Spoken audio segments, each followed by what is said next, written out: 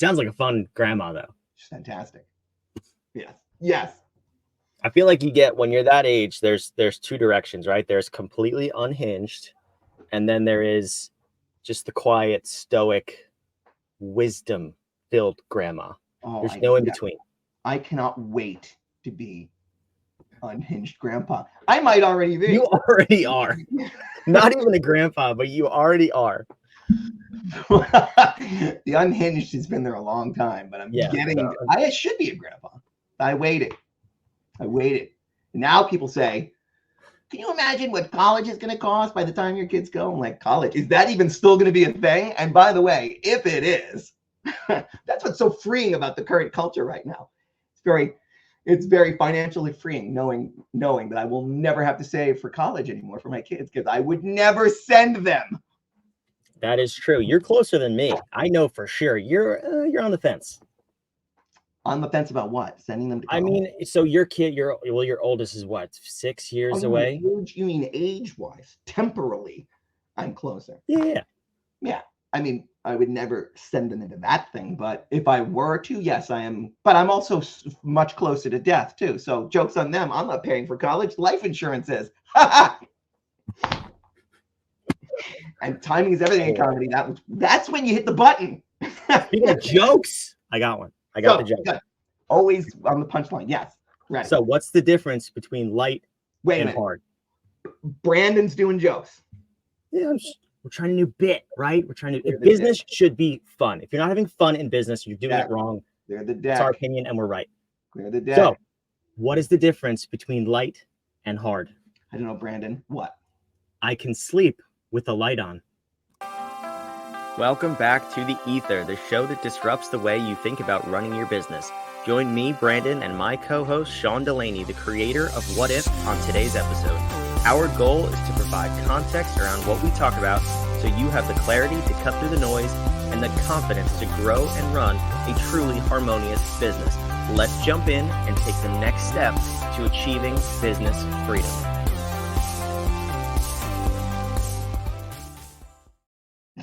Welcome back to The Ether. Sean, did you get the joke? I got the joke. I can sleep with either. But I can't sleep. Well, for those of you joining us live, welcome to The Ether. Great to have you here. And let us know in the comments. Did you like the joke in the pre-show before we started the live stream? Brandon, stay in his lane. You don't want me laying down the ether. No.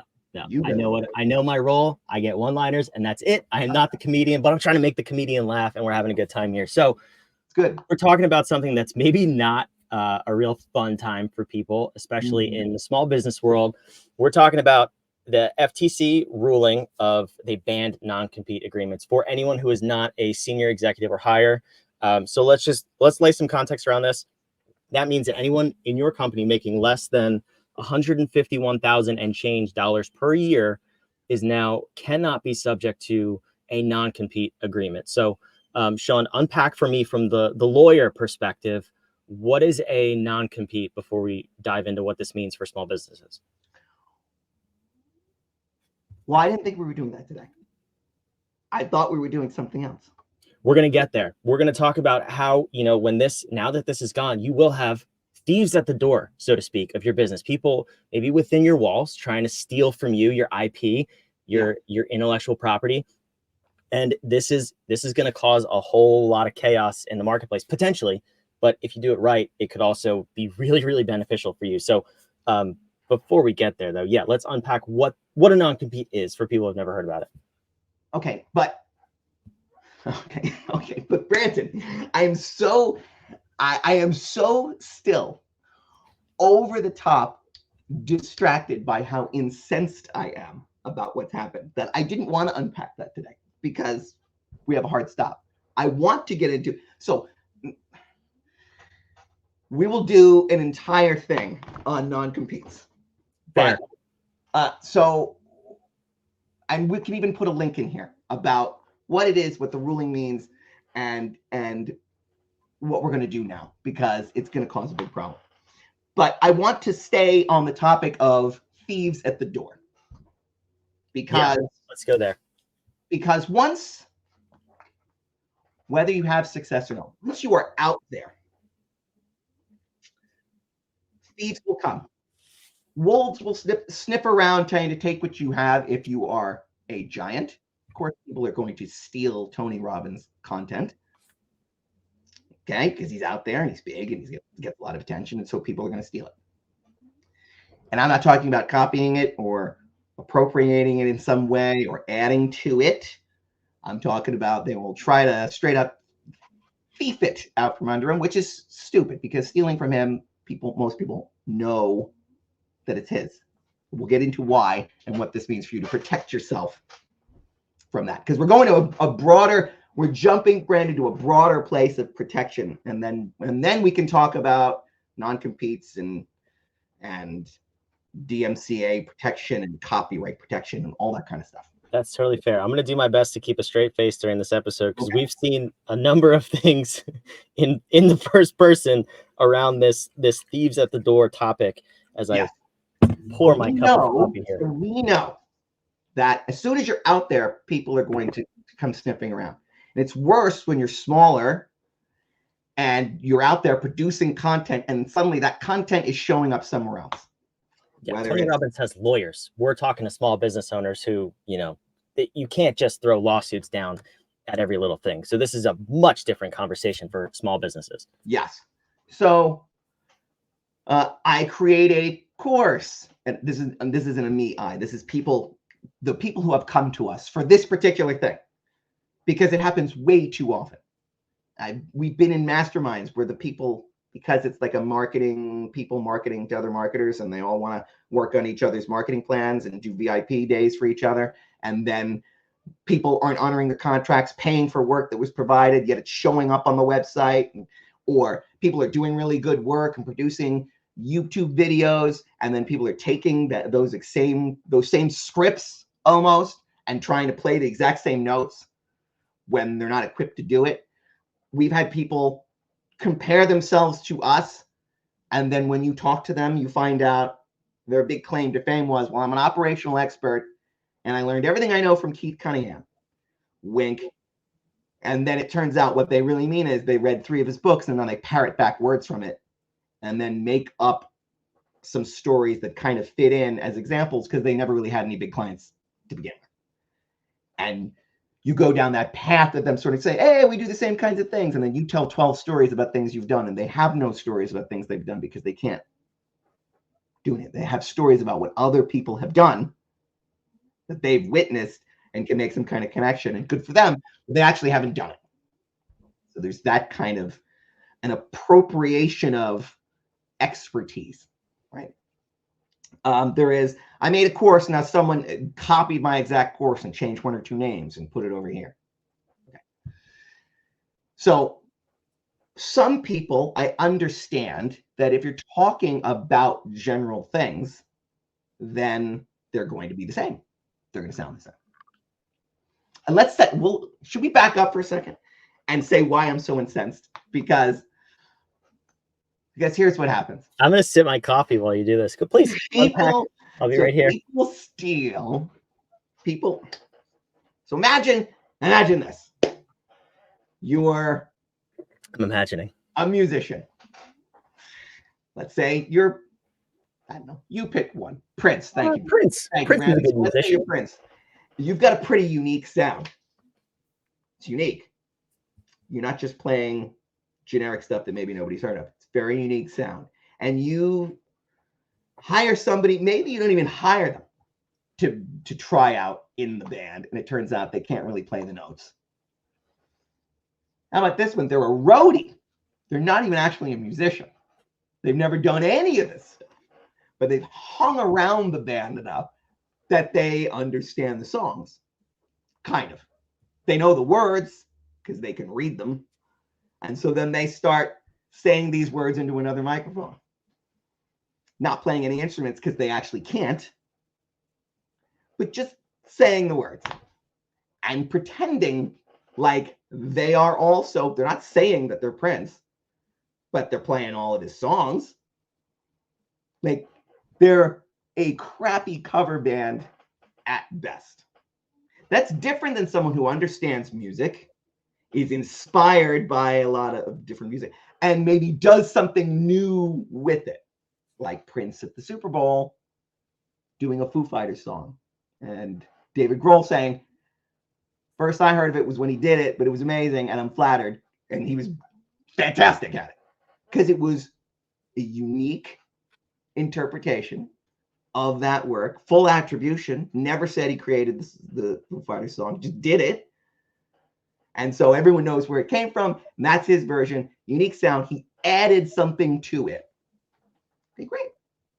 So we don't, for example, when we talk about jobs to be done, when we're doing value chain analysis, we didn't come up with the concept of value chain analysis. Never said we did.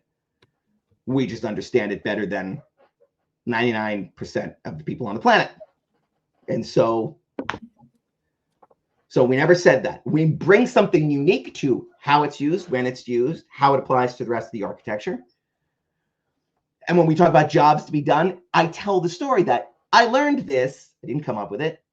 Clayton Christensen did, and I learned it from him at this MIT conference, 5 days, doing high-level process re-engineering kind of learning, talked about it, understand it. We talk about it as his thing that lots of people have used in the mix of tools and weapons that they have to address business. And we've brought something different to it. We tweaked it. It's better. I think it's better. It's better.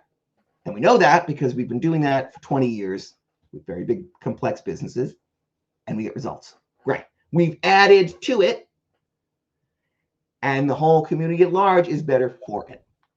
That is what we're supposed to be doing as artists, creators.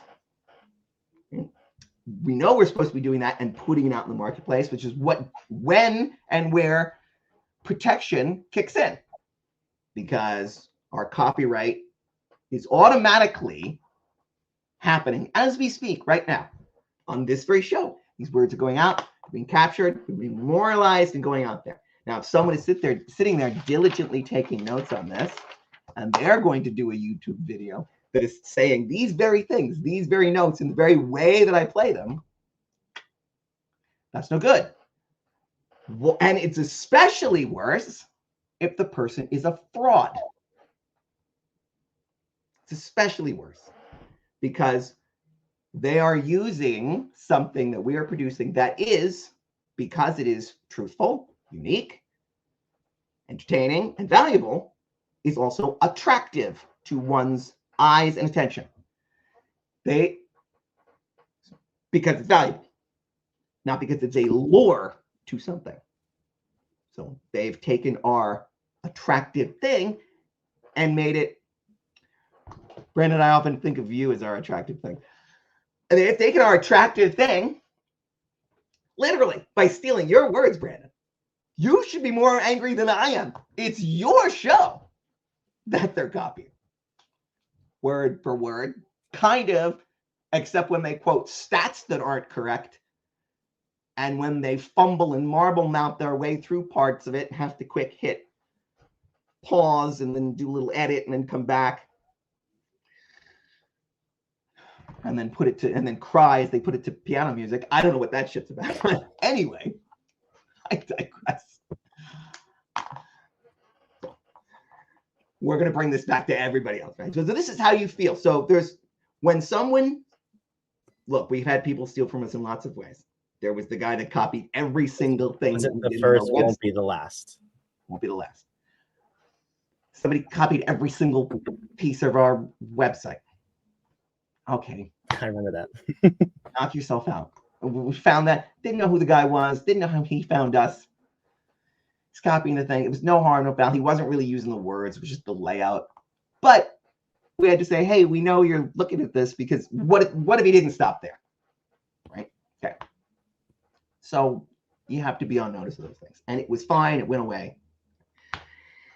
And this is going to happen to a lot of people. People are going to take stuff from your words, from your website, pictures, ideas, concepts, and they're going to not really understand what they're doing. It's clearly a lift from you. And that is usually settled easily by writing a note, a cease and desist with no, you don't need a lawyer for. You can. That one I'm okay with ChatGPT helping you. Chat can help you with. Careful, that's not legal advice. No, it's not legal advice. I'm a lawyer. I'm not your lawyer. There has been no exchange such that that covenant has been solidified. There, I'm not your lawyer. But you can write a cease and desist. You can tell them, I know this is happening. Here's why. Please stop. You can file things like a DMCA request to have the website shut down or have that material removed. All kinds of things you can do there. But so we'll talk about the law. But where these things typically hurt and are more problematic, two things, both more hurtful and more problematic, is when you know the person. So this is when, let's say, oh my God, they were my client. I gave and gave and gave and gave. And then now they refuse to pay. Or in terms of non-compete, could be a former employee, could be a contractor. They could be very entrenched in your organization. So we're coming around in the non-compete. That's why I want to do this one, because we'll talk about some of the people that we've helped. So, well, let's just do that right now. We've had some luminaries who have said, here, this person, they're not paying me again. And what do I do? And you got to sort that out. But it's because, and here's why it's in the thieving, right? The thievery. Not just for services rendered. They actually said, no, I don't like the work you did for me. And then it's all over their website. It's like, you mean you didn't like the copy I wrote for you? I'm reading it right now. Okay. And then we have to deal with that. Yeah, but that hurts because they're like, how dare they? We worked so long and hard on this and they crapped on it. They told me it was garbage, and yet I see them using it and making money off it. That's awful. And then it's even more galling, at least to me it is, if the very thing that they stand for is not the thing they're doing. I won't call him out, but one of our luminaries had me working with trying to get money from a guy who was a public speaker and wrote a book on ethical and integrous negotiation. And all the emails that he was writing back there and negotiating where the money was and why it wasn't paying him were all like, yeah, go screw. Like, he had no integrity or ability to negotiate anything. He was Mr. Win-Win. He was just shitting on everybody around him. So then it's even more like, what? How dare you represent that to the world and not be that, and then take from me in order to get more people into your trap. Terrible. Okay. Yeah. So let me say two things about this real quick, because this is unfortunately more common than I think people realize. Even when you do put yourself out there in the world, there's not a whole lot of creative people anymore. And people do tend to just copy and paste and claim it as their own. If that's your set of morals and ethics, more power to you. It's not going to get you very far because it's very easy to tell. But this is also the general consensus in the marketplace, which I cannot stand. We've talked about this on a number of episodes of A Harmonious at Lunch. And this is just, it's crazy. The coaching industry is told, the guru coaches tell their students and clients, you just have to be one step ahead of your clients. And this mentality blows my mind, because it doesn't make sense, because what you're saying is you're going to be learning with your clients just 1 minute ahead. You need to be 1 minute ahead in the YouTube video than they are. And you could sell them something for $10,000, $50,000. I don't understand this mentality, but it continues to be pushed by people, and people are falling for it.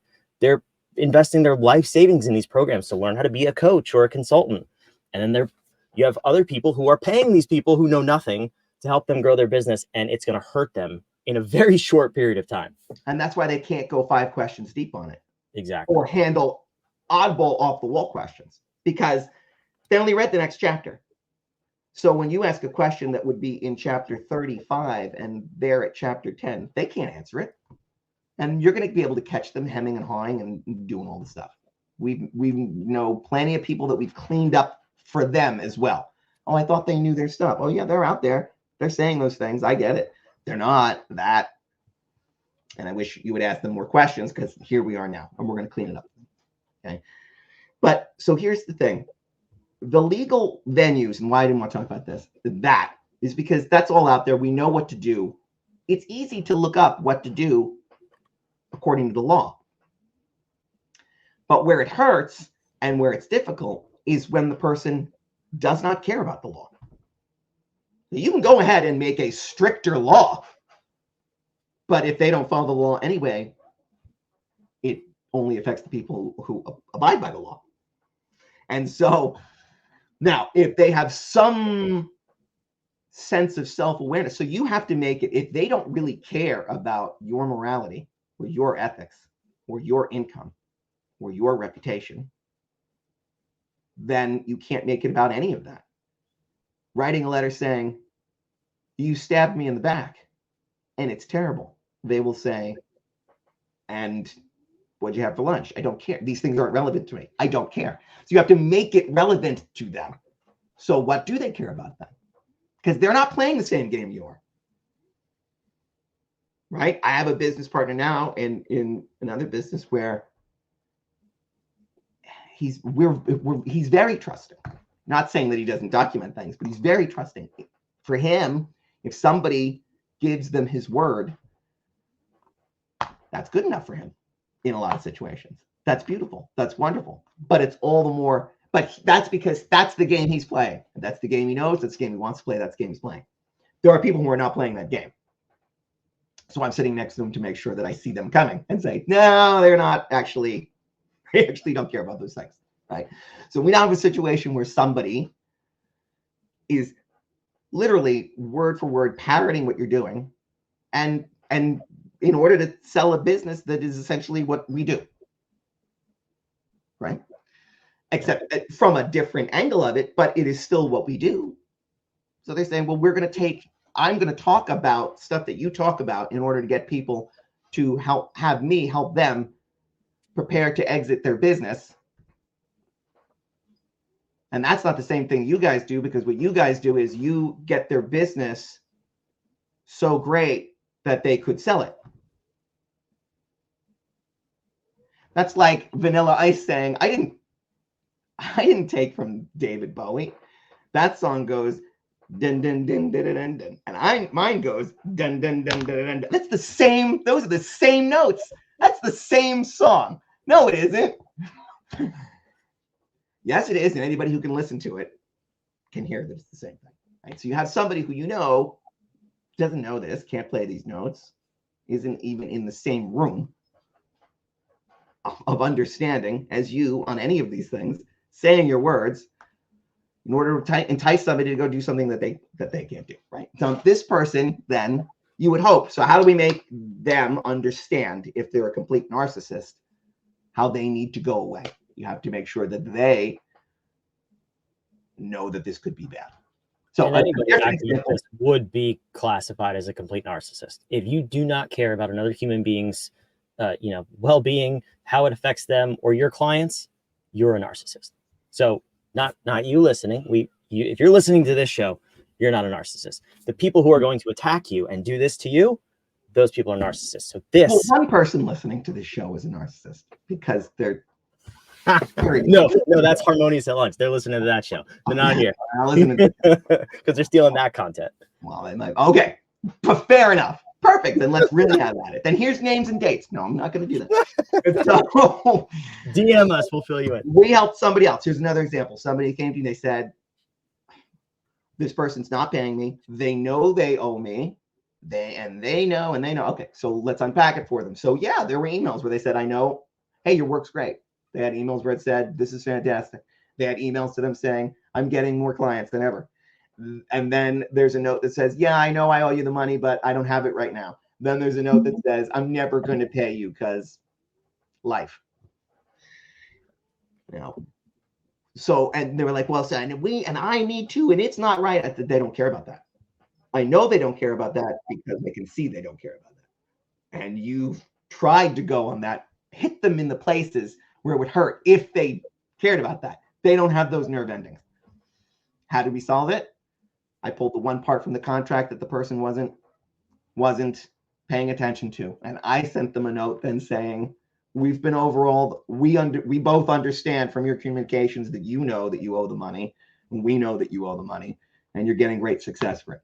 What you've forgotten is that in the contract, you gave my client the right to use your entire CRM for whatsoever purposes they deem fit. I didn't write that clause. I don't know who wrote that clause, but you signed that contract. And imagine, I'm not saying they're going to do something or not do something, but he has your entire list.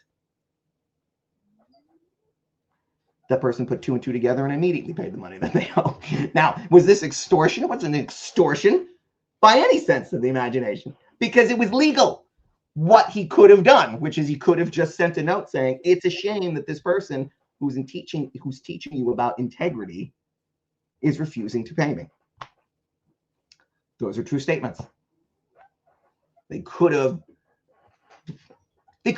I don't know. Or maybe, and if the wording had been bad, maybe there could have been a lawsuit, and it could have been even worse for both of them as they destroy each other's lives and spiral into oblivion. So my advice, right? So my advice to both of you is knock it off and pay them. And they both did, because it was circling the drain on both. The side that we were representing was very interested in doing horrendous things to this other person. Horrendous in the sense that they weren't going to kill anybody, but I mean, just like, I could do this, and I could, because I got pictures of him and his, and his girlfriend. Oh my God! All right, let's not spiral here. Let's keep this where it needs to be. Okay. So you asked an important question though earlier. You said, "Why is this not bothering me as much as it's not bothering you?" It is and it isn't. And I think this is also important for people to understand, because it does not bother me that people take my words and copy me. If anything, I'm flattered. Thank you. I have good words, patting myself on the back. Where it bothers me though, and let's go back to navigation in our architecture. Our mission at What If is to demonstrate the acceleration, ease, and joy of running a truly harmonious business. Yes. For our clients. Now, This is the part that bothers me. When someone takes my words and tries to get clients to pay them money to do the same thing that they can't deliver on, now I'm pissed, because we're hurting potential clients in the marketplace, people who we exist to serve. You've not only broken my core values, our core values as a company, you've tried to hurt our mission. That part really rubs me the wrong way. So if it was like Prince and David Grohl, I mean, Prince is not offending him. He's complimenting him. He's changing it. The example you gave before, that's a beautiful tribute to that song and that music. He's not trying to steal, what is that, Foo Fighters? Is that what you said? He's not trying to steal Foo Fighters fans and be like, Prince is the new Purple Rain Foo Fighters. Like, that guy's an idiot. Come over here. It's completely different. Yeah. And what's even worse then is that if somebody then said, well, if you're talking to somebody and they said, well, we've tried that and it doesn't work. What do you mean it doesn't work? You never worked with us before. Oh, I went with this guy. He says all the same things. I've heard all of this before. It doesn't work. No, they didn't make it work because they didn't know what they were talking about. A chimp was talking to you about thermodynamics. That's what was happening. And they didn't understand it. And so they just monkeyed up your business like an idiot. Oh, I get it. Yeah. You want to come in and give me, no. The monkey was telling you how to run that zoo. Okay? So here's a test. I'm going to clip that and I'll put that on the internet and we'll see who's copying us. It'll be really clear. This is the people. Yes. You want to copy something? Copy that. That's the monkey sounds. Doing who are stealing your stuff. You don't actually know what you do. They're just I gotta get that thing back on it. Oh, well, we can't get him back on the leash. We just gotta wear himself out. When he gets good mail like that, ain't enough tranquilizer in the world gonna take him down. Let him punch himself out. He'll be like, I digress. So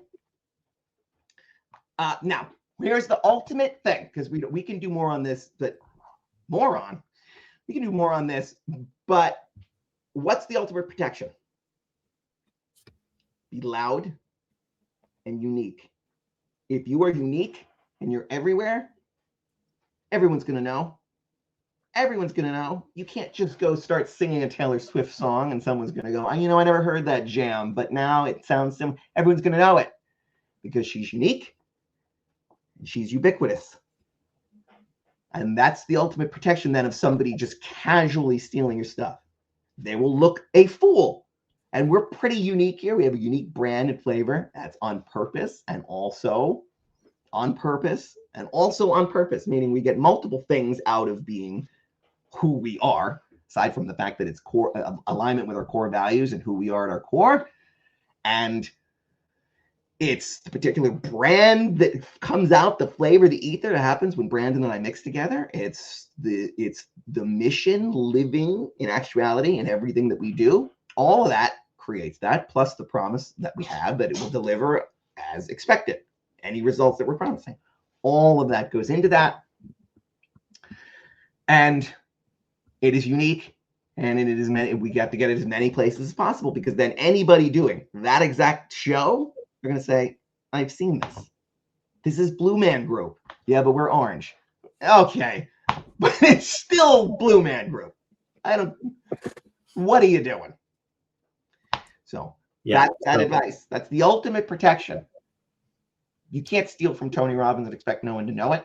And so anybody trying to riff from him has to say, so as Tony Robbins says this, and if that's where it ends, so come to me because I'm cheaper to tell you that exact thing instead of him, that is not the answer. If it's, and come to me because I know that and these 5 other things and I've combined them into this, and here are the 10 people that it's helped, now we can have a conversation. That is taking from multiple places. And to protect yourself from just being a derivative hack in the world, first check your morals, but let's say it's unintentional. Well, I learned some things and now I parrot them back. Learn from as many places as possible. Take from everything. The migration patterns of swallows, the behaviors of cats at night, the latest Taylor Swift song, and a rerun of Bonanza. Combine those 3 things, that is unique. 8 things, and come up with something new. That is the seat of creativity. And it all starts by asking a single question. What if? What if? It's a beautiful question. So that's the beginning of protection, how to think about protection in terms of the non-compete. Yeah. This will happen to you, and we will expand more on that in the next episode of The Ether. So jump on over there the next week if you're watching live. Otherwise, just jump on over to the next episode. We'll unpack this specific to this clause, but get loud, be unique, have your own flavor. All of these things we talked about, super important principles. And I mean, yeah, if you want to see where you stand in terms of your protection, your ubiquity, your get loudness, if you will, go on over to whatif.com, go take the bad. Yes, this is copyrighted material as well. So if you see these 50 questions in this order anywhere else, you know who came up with the first 20 plus years ago. But if you want to see where you stand, go take this assessment and it'll tell you, do you need to beef up your protection? Are you susceptible to somebody stealing your IP and your ideas and the words out of your very mouth? You want to go act like a chimp, copy that. Don't you touch that. Okay. You'll have some problems if you touch that. But no, we want to unpack it for you. We'll see you on the next episode of Ether. Thank you for joining us.